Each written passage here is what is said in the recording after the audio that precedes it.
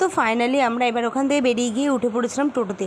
ছিলাম আমরা 7 জন, কিন্তু টোটো নেব একটাই, ছেলেকে নিয়ে 7 জন, কিন্তু 7টা মানুষই বড় বড় মানুষ আর একটা ছোট মানুষ। তো 6 জনই একটু খুব আনকমফোর্টেবলভাবে হয় টোটোতে। তার মধ্যে আমার ছেলে, মানে বুঝতেই পারছো কীভাবে আমরা গিয়েছি।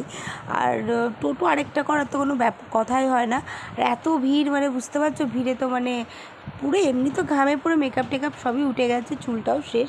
এদিক ওদিক দিয়ে একটুখানি জবাটাও দেখতে আসছি প্যান্ডেলটা। তো যাই হোক, আমরা দেখো দেখতে তো আসি প্যান্ডেলটা একটু আনন্দ করতে, এরকমভাবে তাড়িয়ে দেওয়ার তো কোনো মানে হয় না বলো, যেটা তোমাদের আগে ভিডিওতে বলেছি। হেঁটেই যাচ্ছি, রাস্তা শেষ হচ্ছে না। বিশেষ করে আমাদের কৃষ্ণনগর জগত্রী পুজোতে এরকম মনে হয় না কেউ করে, কারণ কোথাও এভাবে বাঁশি মেরে তাড়িয়ে দেয় না আমাদের এখানে। তো এখানে তাই দেখছিলাম, আর ভালোই লাগে বেশ এখানে দেখতে। আমার এইভাবে আসতে প্রত্যেক বছর বলি আসবো না, কিন্তু আমি ঠিকই আসি। মূর্তিটাও আমার খুব সুন্দর লাগে। ভিড়ে তো একদম সেই ভিড়াচ্ছন্ন, মানে আনন্দও হয় আবার কষ্টও হয়।